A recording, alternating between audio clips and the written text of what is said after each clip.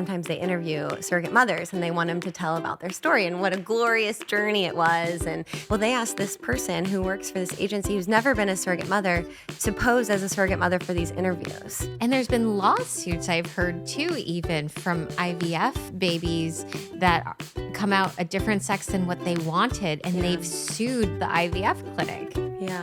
I mean, how absurd is that? This is a huge experiment on women and children. So all of these like feminists who are stuck on abortion and their outrage over bodily autonomy, where are they right now as it relates to this very issue, infertility and surrogacy? I'm Nicole Shanahan. Welcome to Back to the People podcast, which highlights the growth of a movement uniting America, where our government is free from corporate capture and where we give voice back to the American public. Kallie Fell, you are the executive director for the Center of Bioethics and Culture, which is based in San Francisco, right? Or you're based in San Francisco. I'm in San Francisco. Our offices are in the East Bay, but yes, we're in the Bay Area. Amazing. So I was introduced to you through Jennifer Lahl, who is an investigative journalist that has published extensively on transhumanism and in particular artificial reproductive technology and where this is all going scientifically. And she's really been following the players in that field very closely. She's noted a lot of this is male driven. It's almost predominantly male driven. And if you know, now that I've read some of your work, you're finding that in your world, a lot of the stuff as it relates to surrogacy is even male driven and male dominated. So which begs the question, like, where are all of the feminists? Where are all the feminists up in arms about this? Yeah.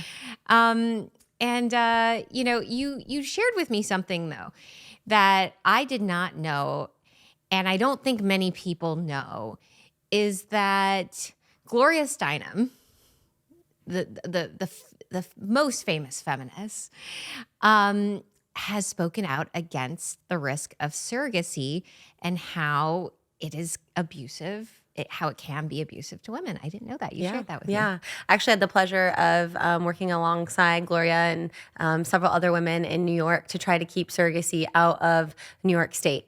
Unfortunately, at the kind of height of COVID and in the middle of the night, it was passed with all the other COVID regulations and laws that were passed, but and I think at the time of the budget. But yeah, I had the pleasure of working with her and other women in New York to try to keep surrogacy out of the state. And so for those people out there who are like, but I wouldn't be a mother without surrogacy, they're all up in arms right now. And you know, I've been critical of the IVF industry, not because I think that IVF is in and of itself bad, right? But that the industry has problems. Even just calling out the issues, the risks, the ethics, the moral considerations, people get really mad at you, really pissed off. So for those folks listening to this that just heard that you tried to prevent surrogacy from happening, we got to dig in to how you've arrived there. And, you know, there's many different kinds of surrogacy. The type of surrogacy you're talking about is very specific to commercial surrogacy. Yeah, exactly. So where you contract out a woman's womb, you rent a woman's room to purchase a child. Specifically, that's called gestational commercial surrogacy. So the woman is not related to the child that she's carrying. In so much of that, it's not her egg. Studies have shown that there's this kind of new thing that we've learned about called microchimerism, where there is actually transfer of DNA and cells from maternal fetal through that placenta interference. So, but yeah, so mostly what we're talking about today, it would be gestational commercial surrogacy. Yeah, because I've heard stories of like friends who, or even people who have just offered to help carry someone else's embryo to term in their own uterus because they wanted to help, but there wasn't like a financial exchange. It was, and there aren't like so many of these cases, but they do exist. And so I don't think we're talking about that.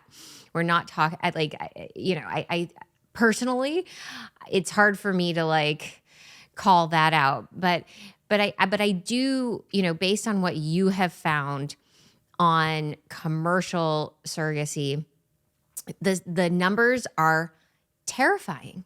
That what was it, 30+%? What percent of these babies that are being born here in the United States are actually for parents overseas? Yeah.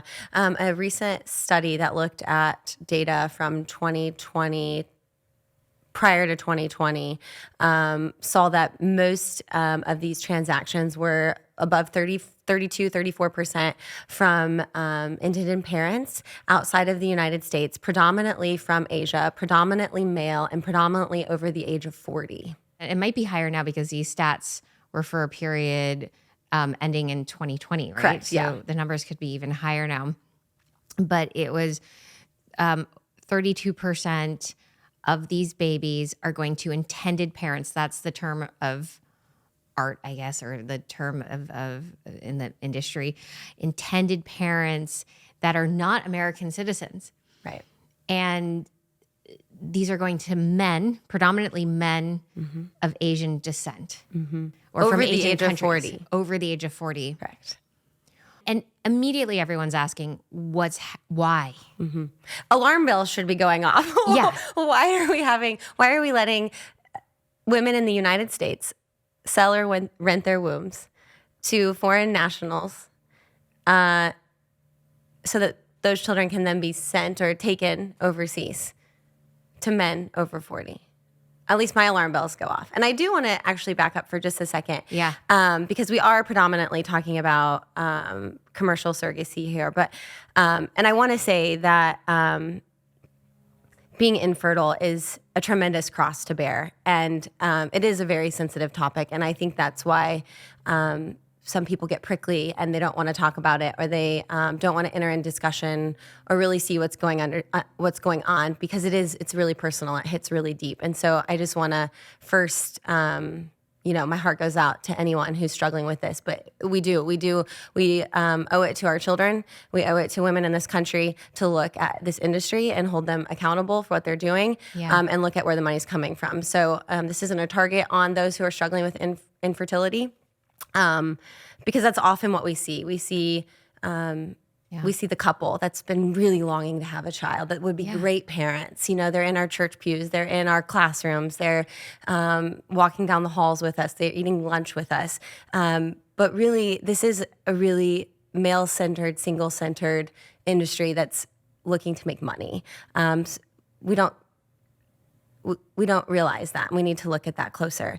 And then that being said, you mentioned altruistic surrogacy, which can also be painted as a really great way to give the gift of life. And we're going to talk, I think, probably about some of the health risks to surrogate mothers. Yeah. And although altruistic surrogacy can be a great thing, it is important that you can't, even when you take money out of the question, you can't take the health risks out of it. So you're still asking someone to maybe take on health risks that they wouldn't otherwise do when they bear a child for you. So just wanted to kind of back up and say that. But I appreciate that. I think you said that beautifully.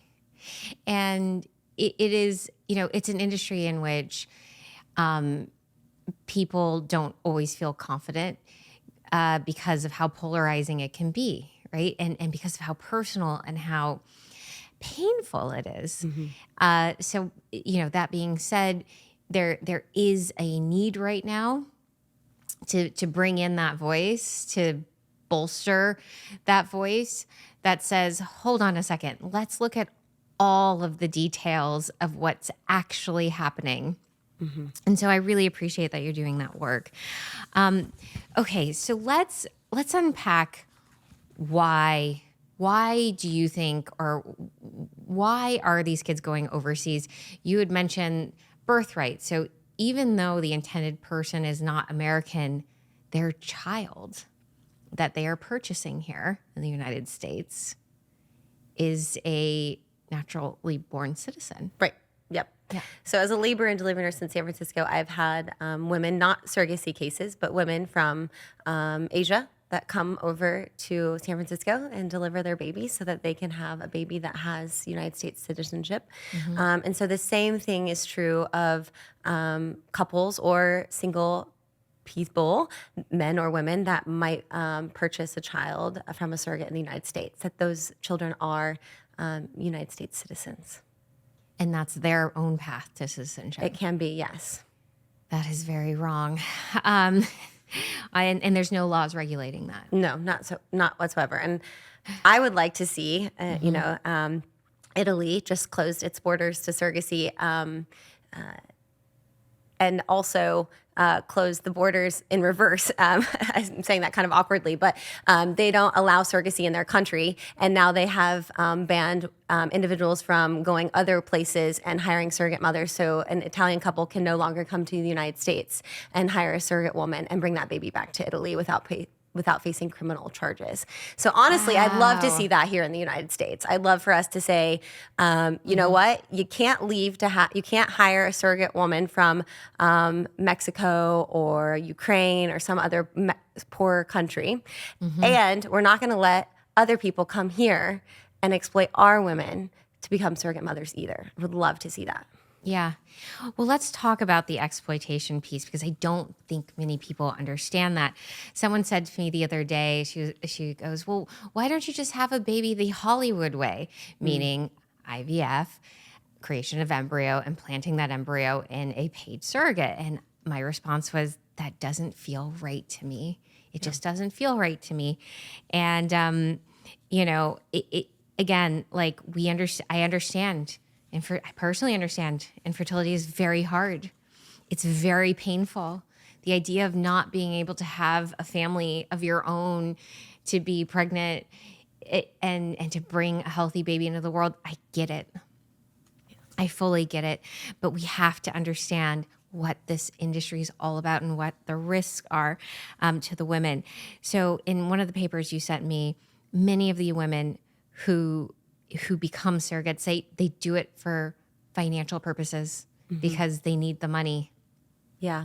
Many of the egg donors out there, because if there's a gay couple and they're going to need an egg donor, and so those egg donors, IVF, it is a process, and there are risks. There are risks to the women. Let's unpack the IVF risk first and foremost. IVF is oftentimes sold to women as like, oh, it's like, getting your oil changed in your car. It's not. It's a big deal. It's a really big deal. Talk about the Lupron and, the risk of ovarian hyperstimulation. Yeah. So it's actually, unlike in men, it's really quite easy to get sperm outside of men, but it's really hard on a woman's body to extract eggs from her body. In a normal, healthy reproductive cycle for a woman in her fertile years, she'll release one egg a month. In cases where, first, in order to do IVF, you have to extract eggs from the body. And so they'll do that through scheduled medications, including Lupron, which is a Category X drug, which means that if she were to accidentally get pregnant while taking the drug, it would have harm to her fetus or her developing child. And it's also off-label use. This isn't a drug that we use for or is marketed for its intents and purposes for fertility or for egg harvesting. It was described to me as a chemical castration. Yeah, it can. Yes, exactly. And we're giving this to women. And in the cases of egg donation, you mentioned gay couples, right? So two men who are wanting to have a family. They'll often use an egg donor as well as a surrogate mother. That way they don't get into... So they'll use a separate... two separate women, right. Yeah. So then there's no claim to who really is the mother, right? It's on purpose that this is done. So they'll use an egg donor. And so this woman is healthy. We don't pick egg donors who are sick or have chances of history of cancer, history of other chronic health issues. So we're going to put this really healthy young woman on high doses of medications and hormones to extract really as many eggs as they can from her. There are supposed guidelines for how many eggs they can extract, but in my conversations with egg donors, that's not followed.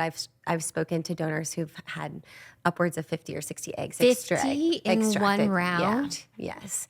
Wow. And because of these medications, women, especially egg donors, and this is also true of women who are undergoing IVF for themselves, right? They have to get, if they're using their own eggs, same process applies. But she's most likely older. She might have other comorbidities that are causing issues with her reproductive cycle because it's all integrated, right? Our metabolism, our endocrine system, all of this, our brain, central nervous system, it's all intertwined.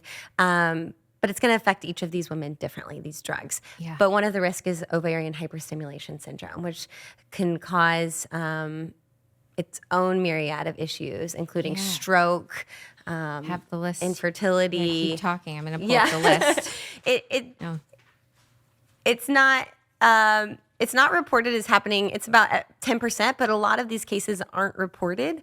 Women who are egg donors, once they give their eggs, they are what we like to say lost in medical history. There's no tracking her health, even short term, beyond a few weeks after donating her eggs onto years into adulthood.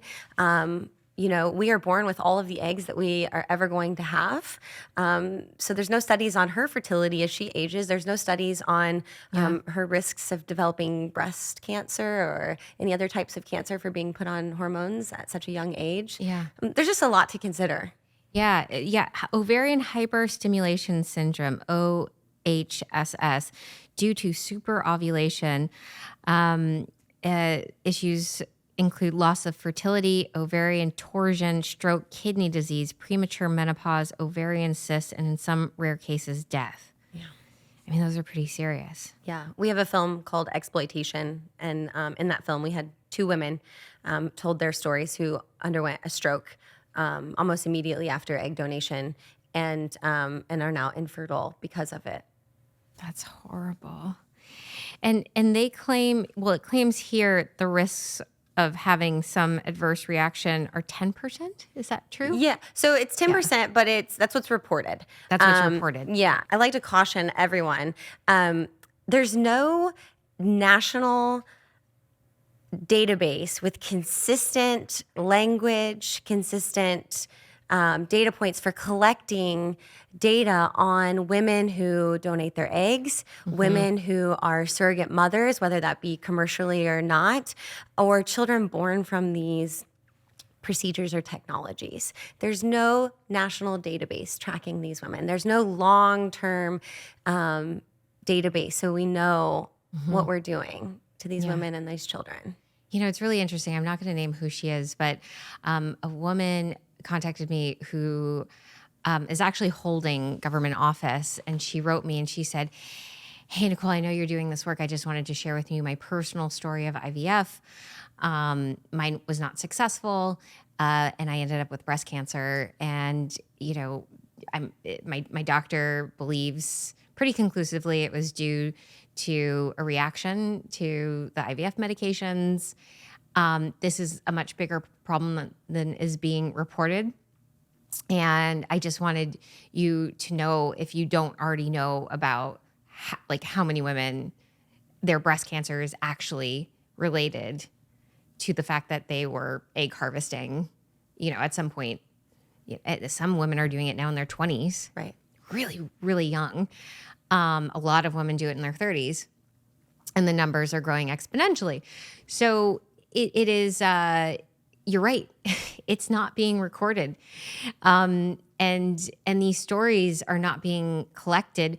And I asked this woman who holds office, I said, "Can you go public with this? Just publicly talk about it. You have a big platform." She said, "I can't. She's a conservative. She's like, "I can't.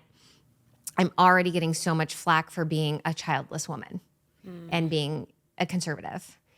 And if I, go public with this, it's going to be a death to my career."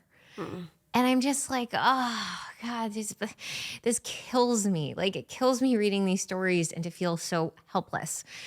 And so, when I meet someone like you who has a way to bring this information to the public, it kind of gives me hope. Yeah.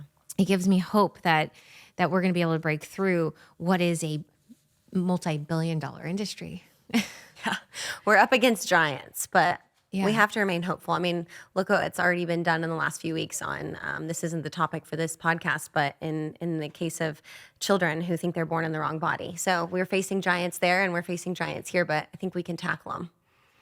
I think we can tackle them because there's so many women that are going to hear this podcast. They're going to share it with their girlfriends.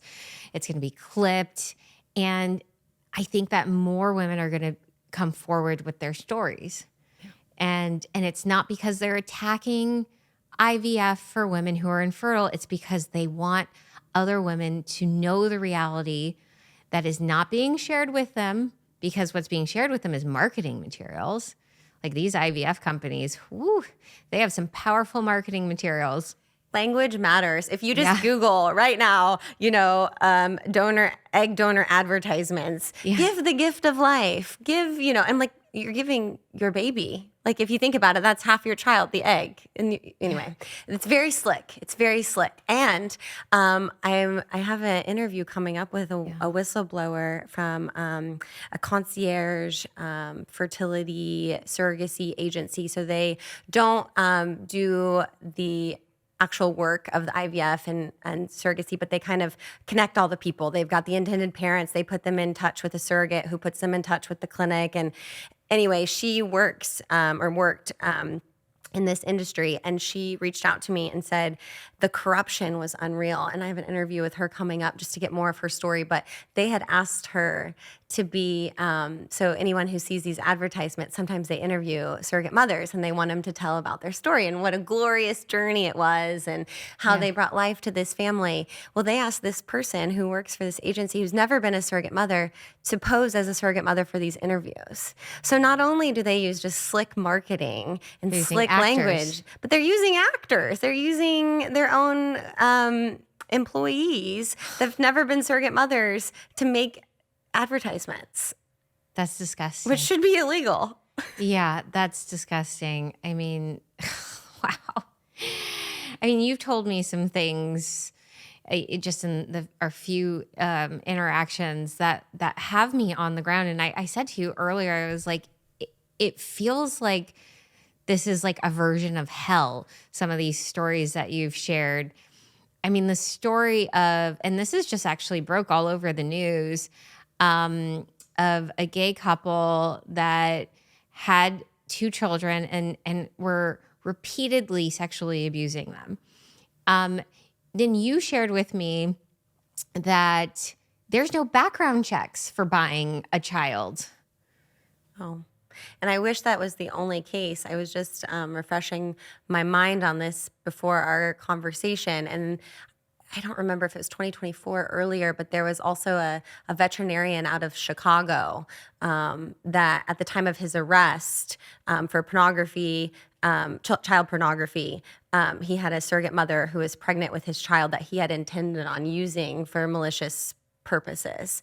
And it just makes me absolutely sick to my stomach. How can you, sorry, for all of those, gun advocate, those people that are trying to take guns away from law-abiding citizens, where are they in this? Where are they in their anger and, being up in arms? Like, this is the definition of sickness and evil. Yeah. And where is the outroar? Right. Well, there should absolutely be background checks before purchasing a child. I mean, it's like, look, I understand you're going after the entire commercial surrogacy world, and maybe you wrote this beautiful draft bill that I'm going to make sure every member of Congress sees, but you're asking for some pretty basic things in this bill. Background checks, a surrogacy law that should mimic organ donation, ban surrogacy to foreign nationals, federal tracking of ART. We can unpack that. And then a law that requires the states to create accurate birth certificates, because right now, a child who grows up in one of these situations may not ever know anything about their origin story, right? Exactly. You can put the intended parents, the two gay dads, you put one gay dad on the birth certificate.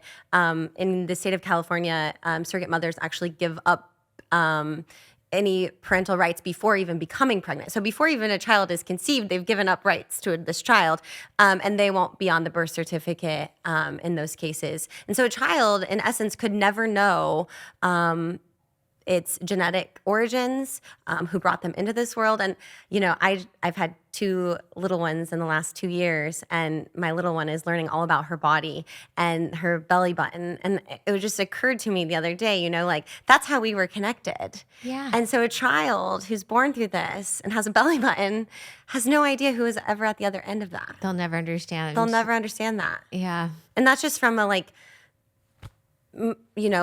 maternal bond perspective, Yeah. Yeah.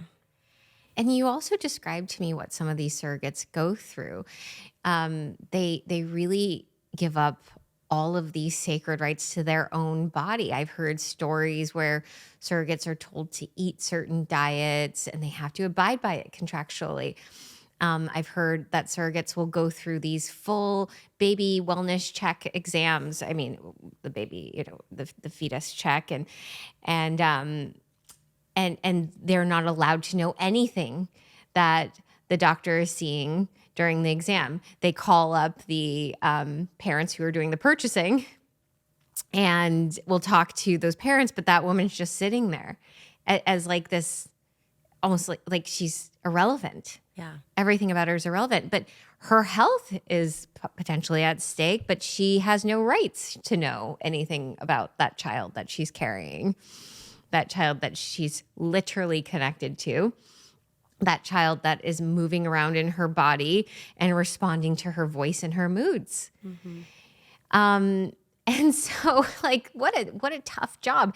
And then you told me about something really crazy, these abortion terms. Tell me about. Yeah. So contracts, I read contracts. Surrogate mothers will be in touch with us. And that's something, you talked about this person in a position of power that wanted to tell you their story. I have people all the time reach out to me who just want to tell me their story. And I'm like, great, can I interview? Can I publish that? We need to let the world know.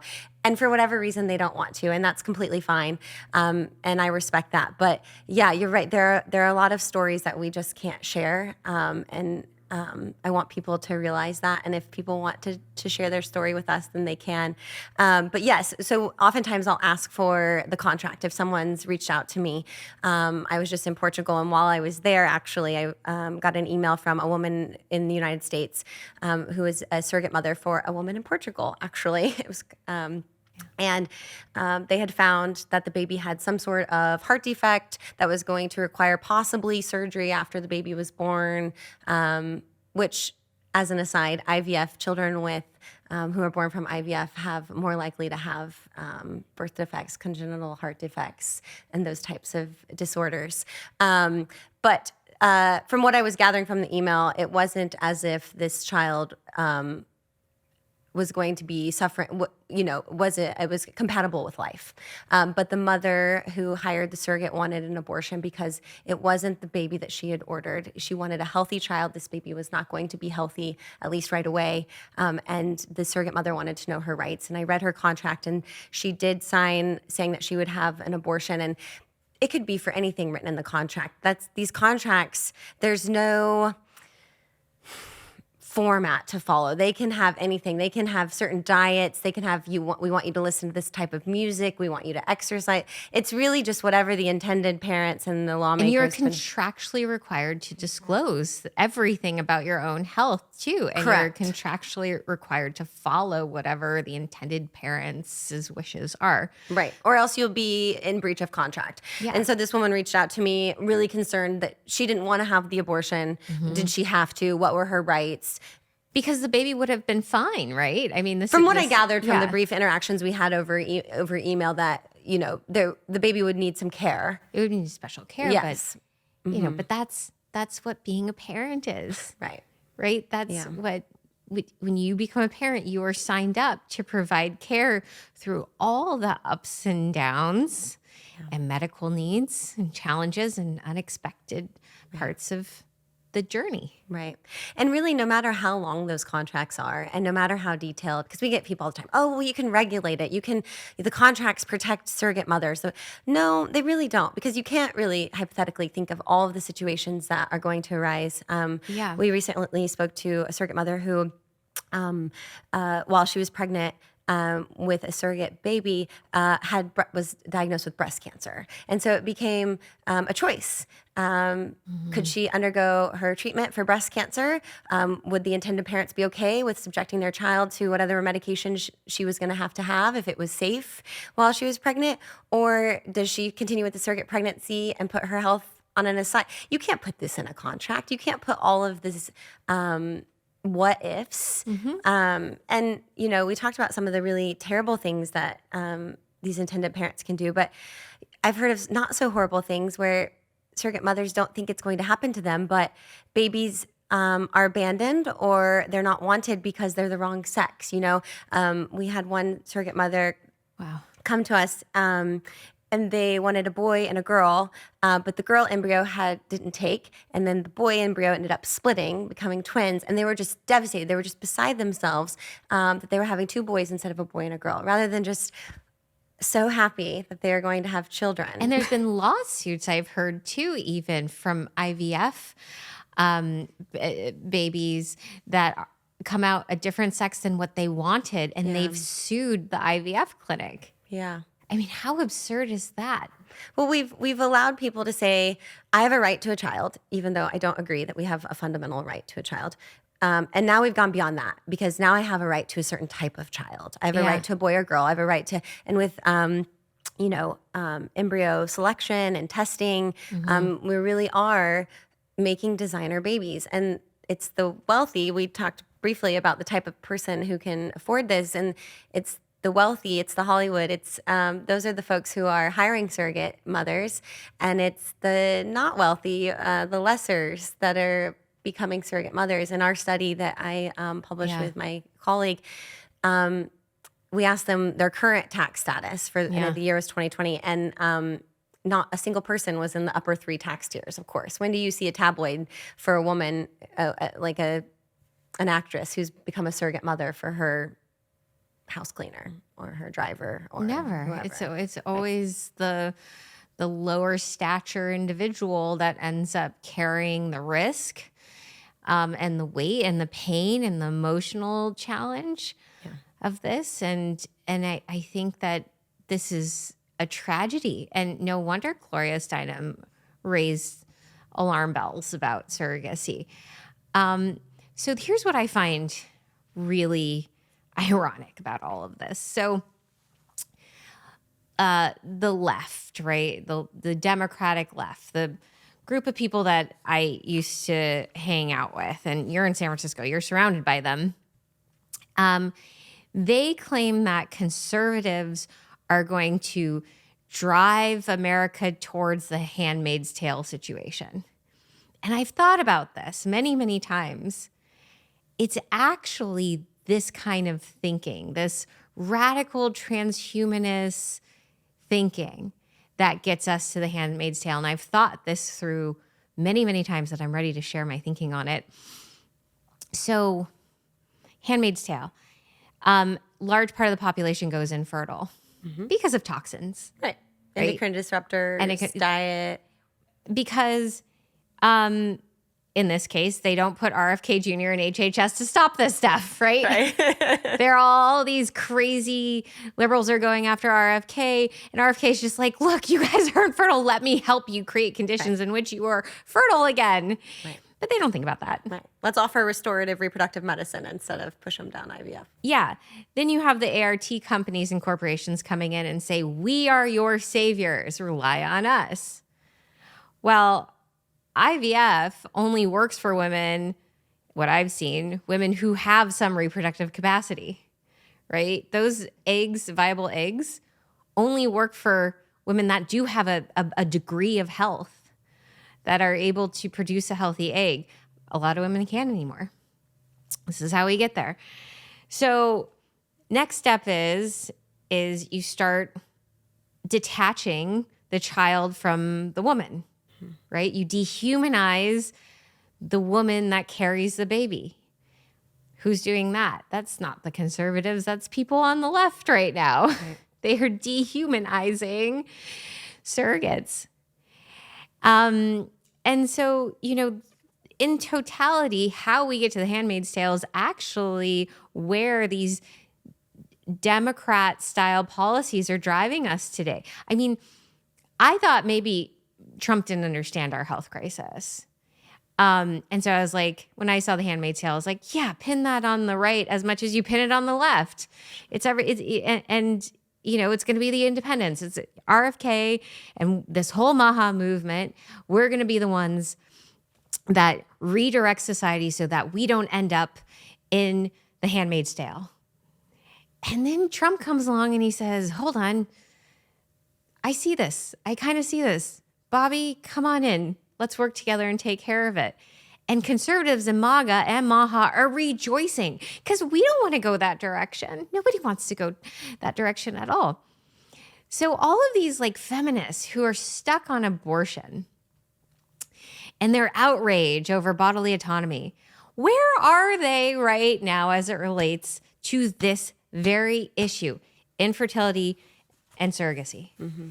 Right? Where are they? There are some. I'll say I get the pleasure of working with a lot of different individuals, which is super fun. But I do work with some feminists that are on this issue, that are on our side. They view this as exploitation of women and children. Good. So I think they are there. There's a huge group. We need them to be louder. And what I find, though, honestly, it's kind of the people in the middle. So, like I said, I've worked with feminists on this issue, and I've also worked with the Catholic Church on this issue. Two groups of people that otherwise probably won't agree on much, but they agree on this issue. And I find sometimes I have a harder time talking to the folks in the middle. Who don't maybe understand the issue, who don't maybe don't see what we're talking about today. I don't know, but that's the group that I find that is having a hard time. Interesting. Yeah.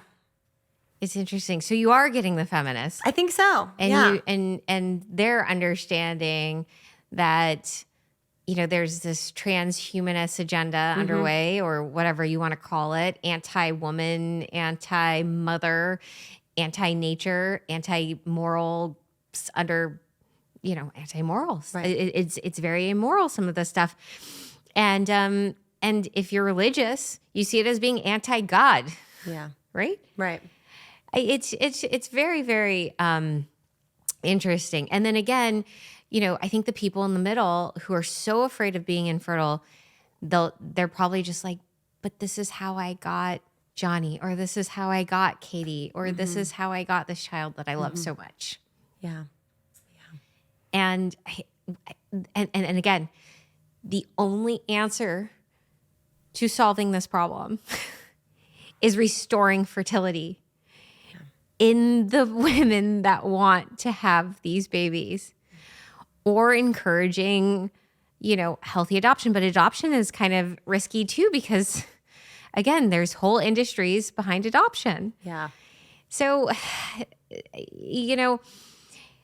nuance. Right. We've learned a lot. Nuance from is very adoption. important. Yeah. We've learned a lot. We've learned that a child does care about their origins, right? They care about their identity.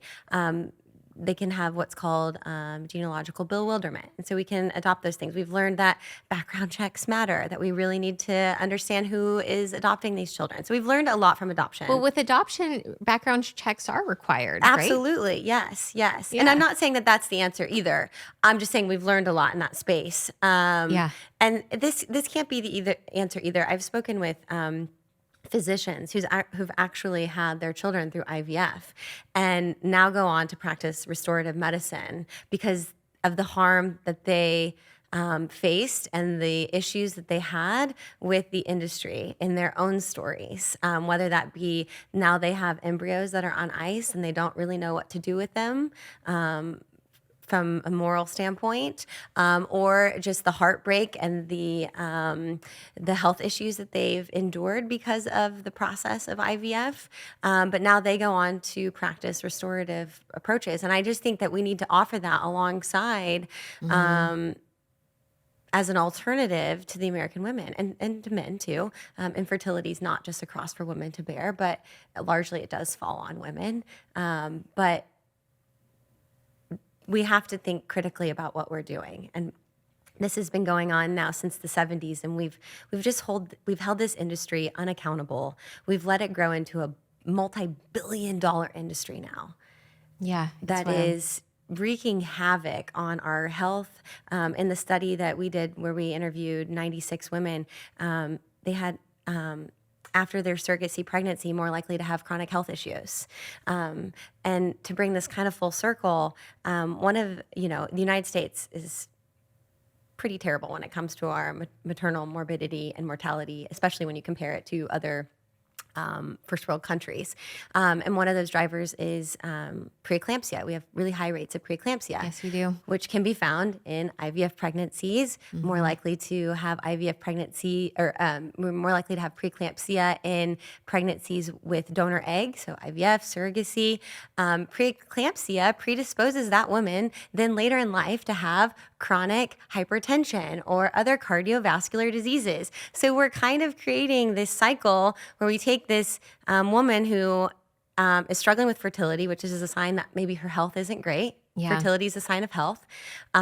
We're bypassing all of the alarm bells, all of the signals that we might be able to help restore. And we're doing either IVF or surrogacy pregnancy, and then we're setting someone else up for health risks, health issues. It's a race to the bottom. Right. It's a race to the bottom. I am inspired to hear about these physicians that go into restorative medicine. And I like the word restorative medicine. I don't hear that word enough. Yeah. And I would love to see that be the first intervention that women go to when they have any concerns whatsoever about their own personal fertility and their own personal journey. I had I oftentimes have young women come to me, young founders, entrepreneurs, really, really like hardworking, business-oriented women who really want to be a mother someday. And they come to me and they go, Nicole, feeling a lot of pressure to freeze my eggs. And they come to me because I am the biggest private donor for women's reproductive longevity. And I protect that term, reproductive longevity, to represent all of the interventions that do not include artificial reproductive technology. So I exclude that from it. Okay. I did this at the stage at the National Academy of Medicine. I was like, when I say reproductive longevity, I do not mean artificial wombs. I do not mean IVF. I do not mean, embryo creation, like outside of in a lab. I mean keeping a healthy woman healthy longer so that she can feel confident in her journey becoming a mother. And so they come to me and they with these real concerns. And it's tough because if I say to them, don't freeze your eggs, but just focus on your health, I know that's the right answer, right? But I also know that women don't have many places to go to get good advice and good care to keep their reproductive longevity like charted in a positive direction. They have nowhere to go. Right. And insurance isn't paying for that. As we have this outcry of like, insurance needs to pay for IVF. Insurance needs to pay big fertility. No, insurance needs to pay for just, again, basic reproductive health care. This needs to start, in my opinion, at an educational level. We need to be educating women and girls, not just abstinence because you might get pregnant, but like, let's really understand your body. As a labor and delivery nurse, you would be baffled. I am baffled by the amount of women who don't understand that when I put in a catheter to drain their bladder, that is not the same hole that their baby will be coming from. Oh, people in the United States don't understand that, men and women, and so we are failing in it. So you're right. There's not a lot. We're failing our women to understand that. Failing our women. It's that story. The amount of times that I have to say, oh, it's okay. One, I'll take the catheter out before your baby's born. But two, it doesn't matter anyway, because that's not where your baby comes from. Yeah. Oh, I just want to give all women a hug right now. And I want to give them all the information and empowerment they need to go through this journey. And it's, I gave a talk to a bunch of college-age girls. And after my talk, every one of them swarmed me in the room, and they had so many questions for me. And one of them goes, I just learned watching the Kardashians that sperm can live inside of a woman for many days and that you can get pregnant, a few days later, right? Wow. And I was like, wow, you learned that from the Kardashians. And I was like, oh God, we are failing. But kudos to the Kardashians for getting that information out there. And, keep it up. Yeah.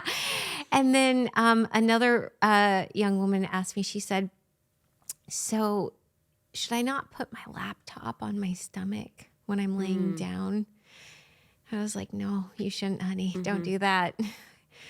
And then they just had question after question. They're like, what is endometriosis? Wow. Because so many of my friends have it. What causes it? And I pointed them to some resources on it. And, and I just told them the reality. I said, look, these diseases are under-researched. We don't actually really understand all the mechanisms of endometriosis and what causes it. I can tell you, I believe it's the environment and then PCOS as well. I have so much pain during ovulation every single month. Well, I've spent millions and millions of dollars into foundational research into these questions. And for PCOS, I actually finally got an answer. And I've actually gone on podcasts to talk about it because it was so breakthrough. And it actually, the story goes to show how much the United States scientific community is failing women. I couldn't get this information out of any of my dozens of researchers here in the United States. I had to get it from Singapore because I opened the Asian Center for Reproductive Longevity. And that center there is at NUS, where they have a hospital. And my lead researcher is also a clinician. He's a doctor. He's an OB.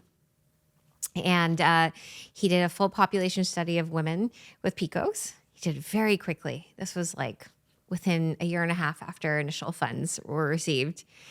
And he concluded through his population study that women with PCOS were 3 times more likely to conceive a healthy child than women without PCOS naturally.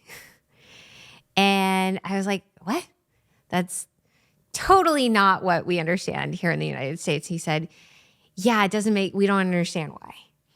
So then we get to brainstorming as to why this is. And the body is so intelligent. And one of the theories, we have to figure out how to test if this theory is true or not, is that the ovary is protecting the egg because there's so many environmental things that afflict the ovarian function that the cyst is, because polycystic ovarian syndrome is that every time you ovulate, you get a big cyst that forms around the egg and the follicle. So painful. It's incredibly painful. But that cyst is filled with fluid. And inside all of that giant pocket is this egg that wants so badly to become human life. And so if you really think about what our body's doing, it's trying to protect that little egg from all, like the radicals in our environment, the toxins, the pollutants, the plastics, the EMFs, right? The polarized electromagnetic fields that are pulsing throughout our entire environment that our bodies absorb. It's radiation. Our bodies absorb it. And then I just, it all makes sense. When you think about many of our diseases are our body trying to protect itself. The only way we're going to solve any of these problems, not a single drug is going to solve this problem. The only way we're going to solve these problems is through remediating these environmental hazards. We have to do it. If we don't, our civilization comes to an end, and we will be forced through desperation to do these god-awful, amoral, unethical things. Right. And so we have to take a stand against this, whatever amoral desperation that is occurring. We have to take a stand. And that stand is to remediate our environment.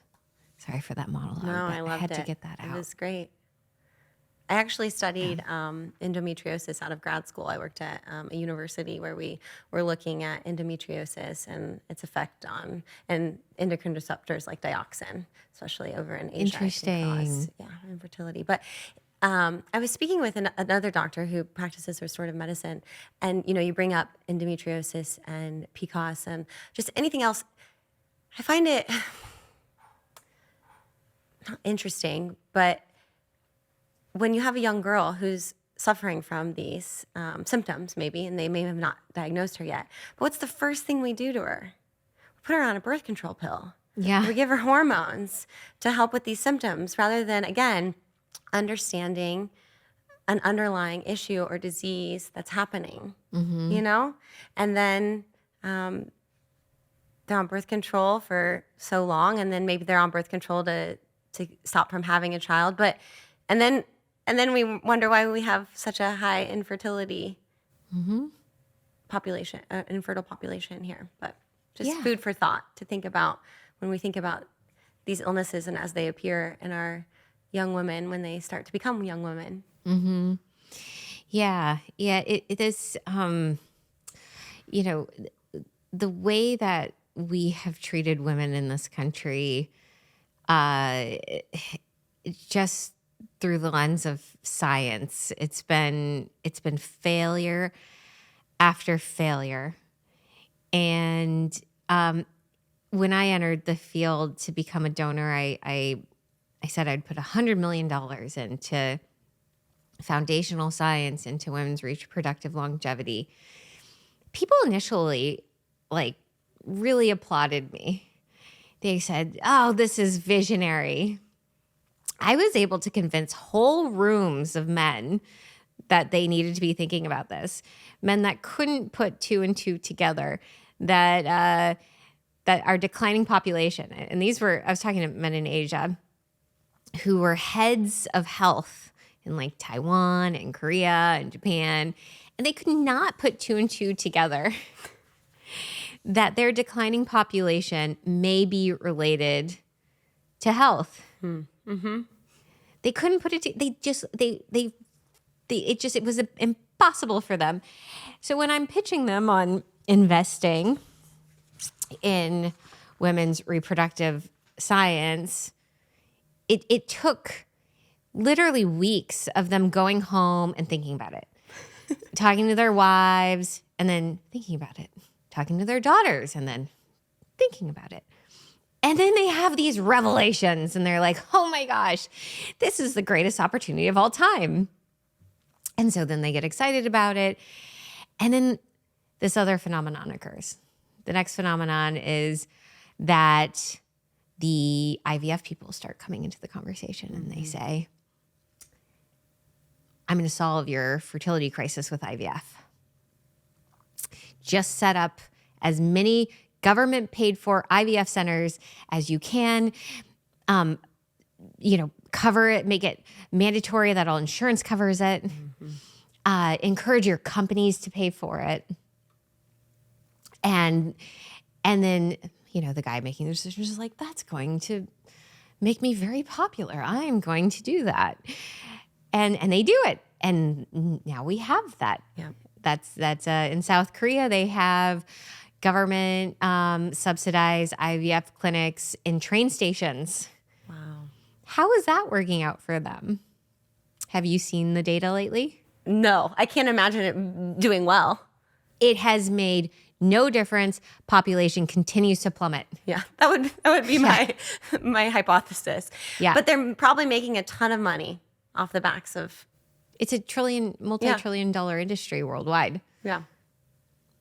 And these women that are told it's no big deal, just stop at the IVF clinic right before you board your commuter train. Mm-hmm. And you talk about government paying for that too. You mentioned egg freezing. A lot of being here in Silicon Valley, a lot of the companies here are also offering that as a perk to their female employees is egg freezing. I know. I've had friends that seek out jobs that include that as a benefit. This is like the biggest. I would have argued that the space of assisted reproductive technology is the biggest experiment of our lifetime. But then the experiment on children happened where we're giving them cross-sex hormones and puberty blockers. But I think this is a huge experiment on women and children. We don't know what we're doing to them because we're not tracking them. We're not. I get so fired up. I get so frustrated. And then we have the children that are born from these technologies, and we also don't know what we're doing to them either. And it's a money-making machine.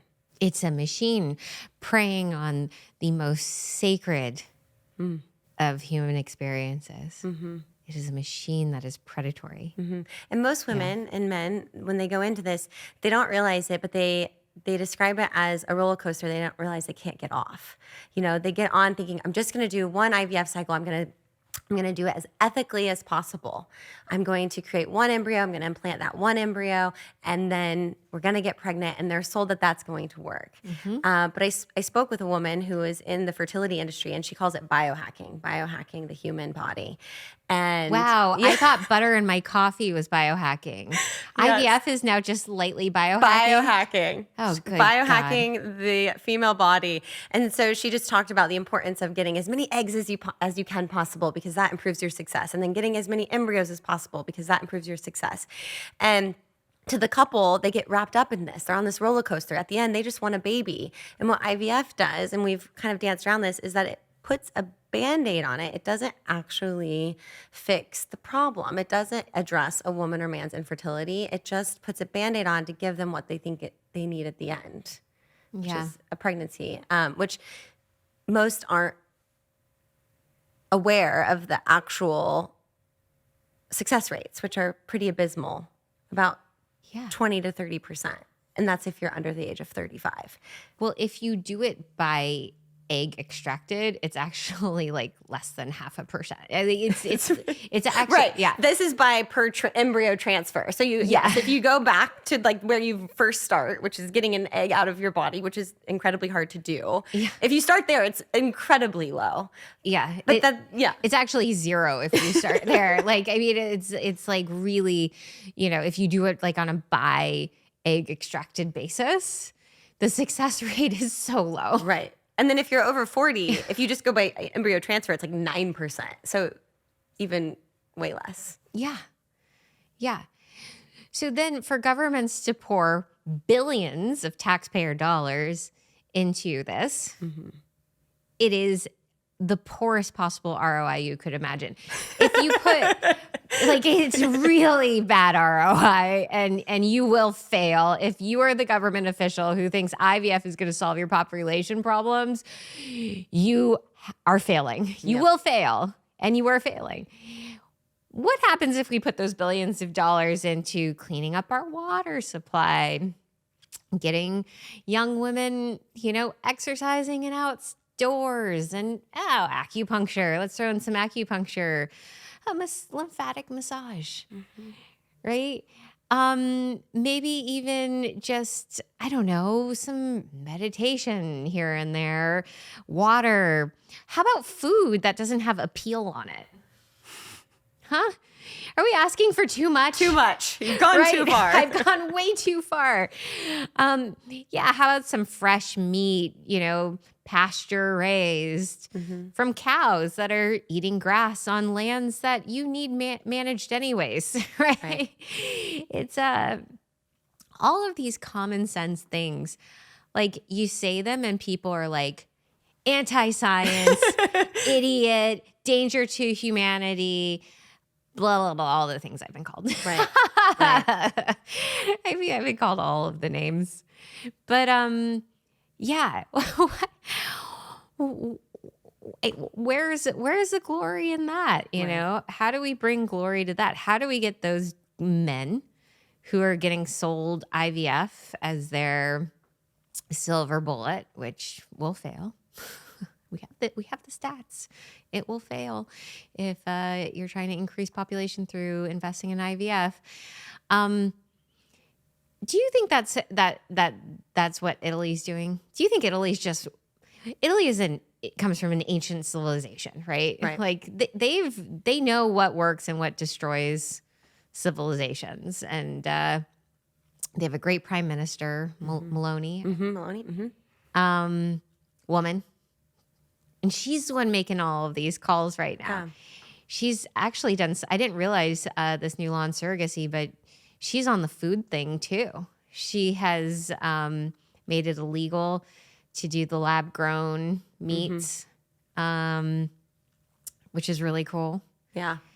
She seems to be on this. Yeah, it seems like it. And, you know, Italy's not, I love Italy, love what they're doing. But they're not the only one. You know, really most countries in Europe don't allow surrogacy. That's why they come to places like the United States or places that have since closed borders that were cheaper, like India, Mexico, Ukraine, because they can't do it in their own country. So France, they don't allow surrogacy on the notion that it's slavery. Like when you have a contract that says all of these things that we talked about, you can't eat this, you have to give over your rights to your medical care being private. You have to, some of these contracts have clauses about end of life care. If you were to end up on life support, what you would do and how they would manage you because you might be pregnant with a surrogate child at that time. But France views this as slavery. So Italy, I think they're ahead of the game here too. And if France does it with, you know, they have pretty woke leadership. Right. And if they're even saying this is like slavery. Yeah. What in the world is the United States? Is the United States just asleep at the wheel here? What's going on? Right. The European Parliament just this year, maybe 2024 now, but you know, they just came out with that it's human trafficking. The exploitation of women in surrogacy is a violation of human trafficking. And is that true for altruistic surrogacy as well, or is that just commercial? No, mostly commercial. It's commercial because it's exploitive in the nature that you're attaching a financial incentive to it. Which, as a nurse, this is also what gets me upset. Is that again, I've said this a lot, but there's no real tracking and database for women who are undergoing this, so they can't truly give what we would say is informed consent. Because we'll say, oh, there's no data that show this. Well, that doesn't mean, that means that there's no data. That doesn't mean that it's not there's no actual risk there. So we're not able to give or get in true informed consent from women who are donating their eggs or renting their wombs. Yeah. And then we have tied money to it, which nowhere else in medicine do we do that. Wow. India has banned it as well.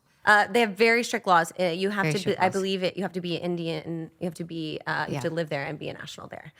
Wow. They've outlawed it for. I think it was in 2018 because they were having like houses where surrogate mothers lived in, and they were dictated with how much exercise they could get. They had to stay out of their own home and had to move into a home with other surrogate mothers. But it was really cheap because these women are poor, and most of them can't read the contract. 60, 50-page contract. Yeah. Interesting. Really exploited. Oh man. Yeah. Well, it makes me happy that some countries are on this. Some countries are really on top of it. Yeah. Where is the United States? I mean, you seem like you're carrying the weight of all of this right now in this country. You hand wrote this suggested legislation. You've never written legislation before, but this had to be written, and it had to be written by an expert. and you're an expert in the field. Who have you?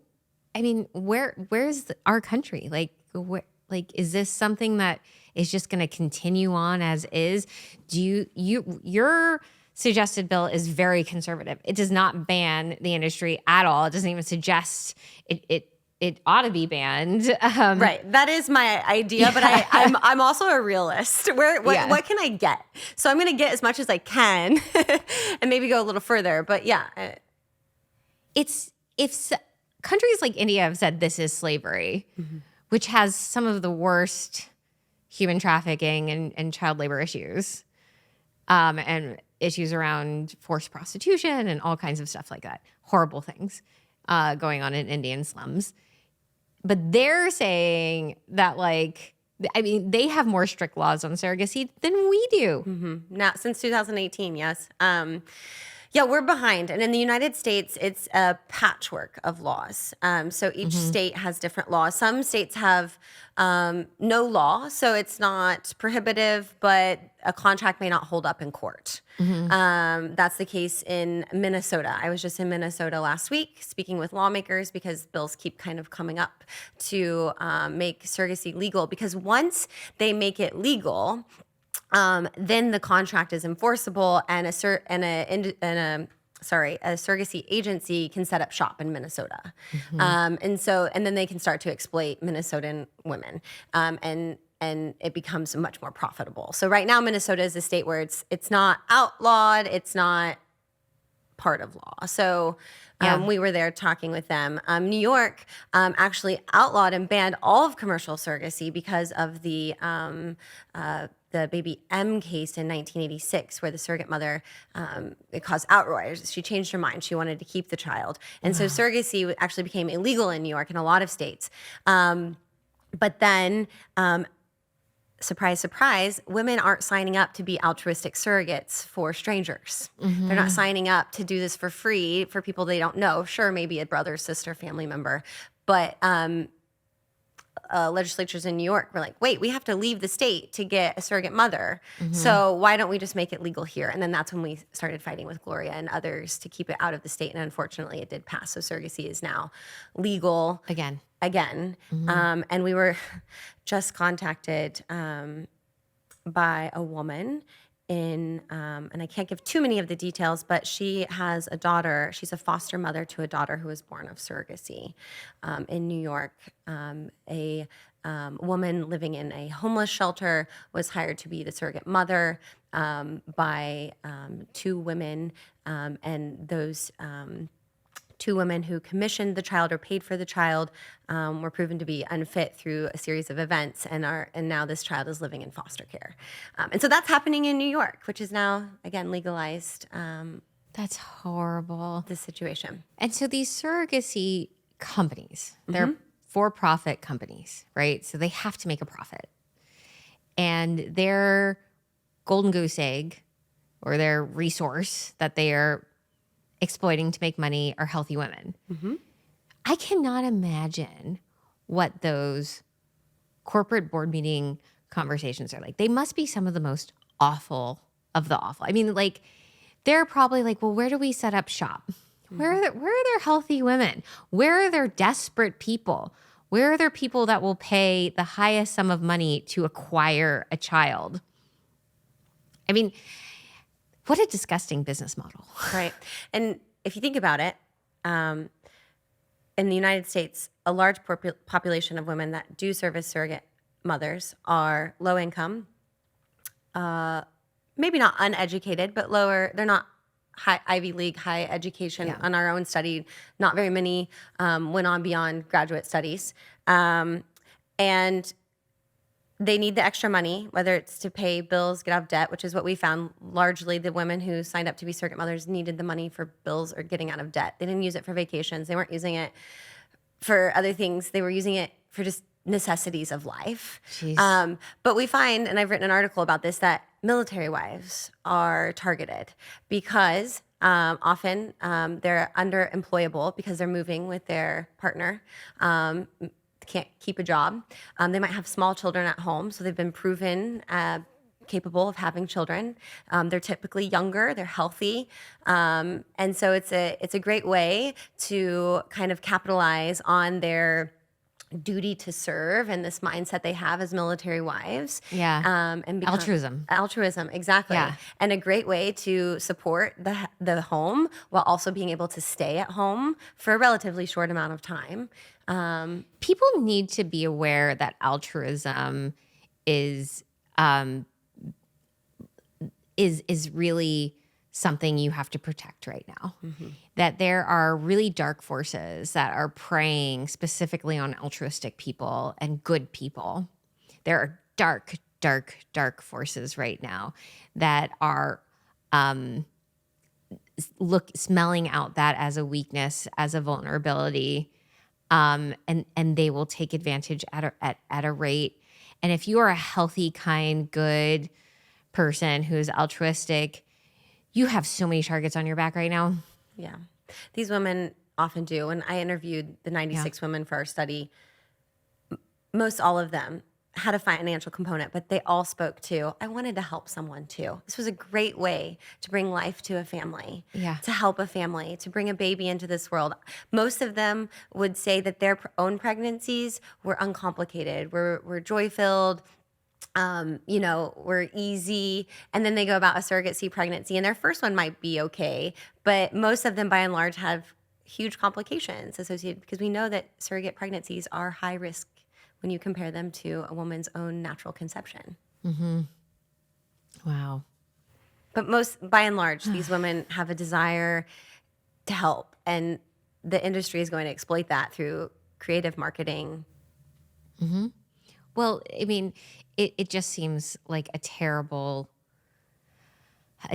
thing that, you pair desperation with, a free market that is unregulated. You just get, you get people who are going to get taken advantage of. I'm going to ask you a question about like the spiritual side of this, because you'd mentioned that, on one hand, you have these like glorious dynam feminists, which, we historically think of as like progressives. And then you have the Catholic Church. And it's funny because I was on Bannon earlier today, and I used to think of him as like this like horrible, scary right winger. I'm like terrified. And he thinks as me, he's terrified of me because I'm like this radical, like progressive feminist who like has money to spend. And like, but now today I'm like, I really like Steve Bannon. We have to work together.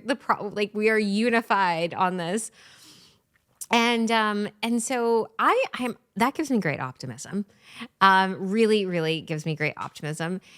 And so for you to be in these conversations with the Catholic Church, do you find yourself thinking through, how did we get here? And do you find yourself thinking about God and spirituality in terms of like the sacredness? Like there was a quote in one of the papers where, there's this moralist, this guy who investigates, the ethics of surrogacy and the commodification of children and the commodification of childbearing and a womb. And he talks about, historically it used to be a child was made in a moment of love between man and woman. And that meant something. That used to mean something. It actually meant everything. Do you find yourself thinking about that when you do this work? Absolutely. I am program director of a project of the Center for Bioethics and Culture called the Paul Ramsey Institute. And this is an institute where we take young professionals or early career or graduate students in medicine, law, theology, and we talk about these bioethical issues. And this is a space, actually just this last weekend, it's a fellowship that lasts 2 years where we meet with scholars and fellows and discuss these issues. And that was the topic of discussion, actually, was what you were just saying, is thinking about this also from a religious and a moral and a philosophical standpoint. yes, I do find myself on that. And again, I get to work with people who might be atheists, who might not get there on the spiritual side of things. And of course, we can agree on the exploitation and the commodification.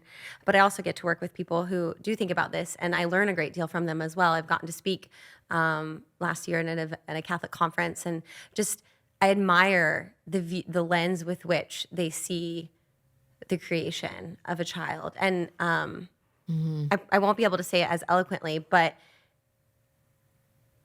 the sanctity and the dignity that comes with a man and a woman coming together and creating life, and just in the Catholic Church, how, I don't know the right word, but how unnatural it is to have not just a third person, which is like the endocrinologist or the doctor, but having many people play a part in that, whether that's the person who's doing the embryo selection or the egg grading or the embryo grading, the person who's doing the transfer.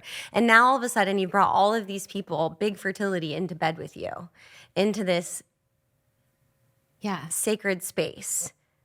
Yeah, around this soul, this precious, divine child of God. Right.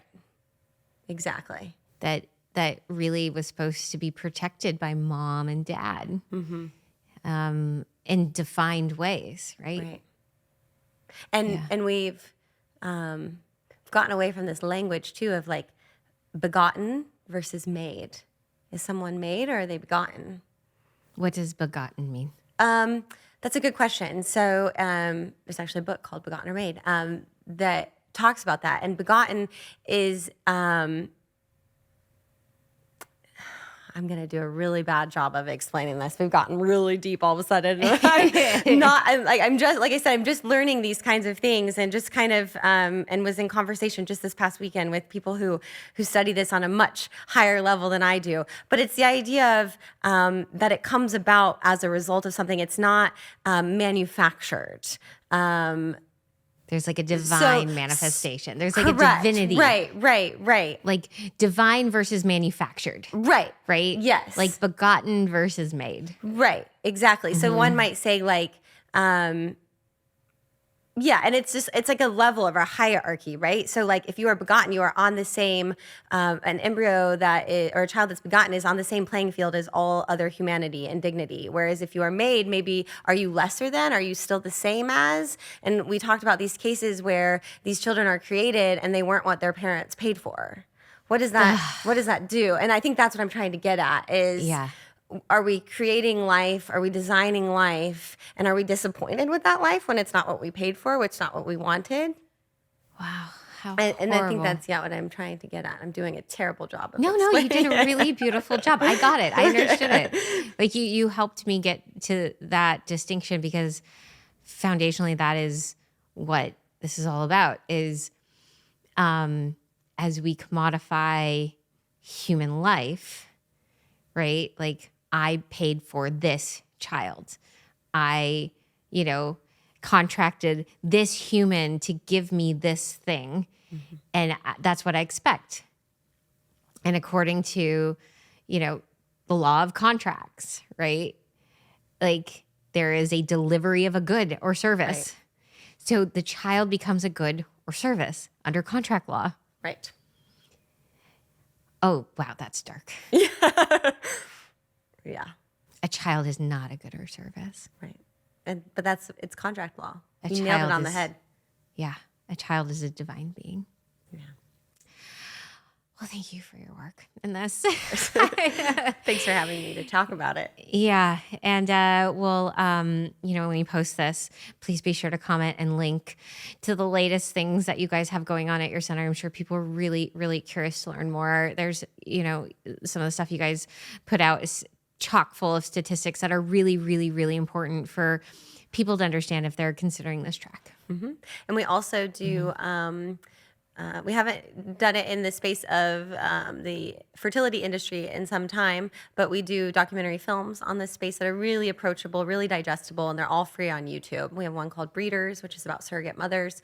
We have one called Exploitation, which is about egg donation, it's egg selling, and one called Anonymous Father's Day, That's about anonymous sperm donation. And then another one called Big Fertility, like big pharma. So Big Fertility, where it explores a surrogate mother. And How big is the industry now? Do you know? I was just looking at projected. I know it's in the billion, like 20 billion. It's projected to be 25 billion by the end of 2025 or something like that. Globally? I thought it was.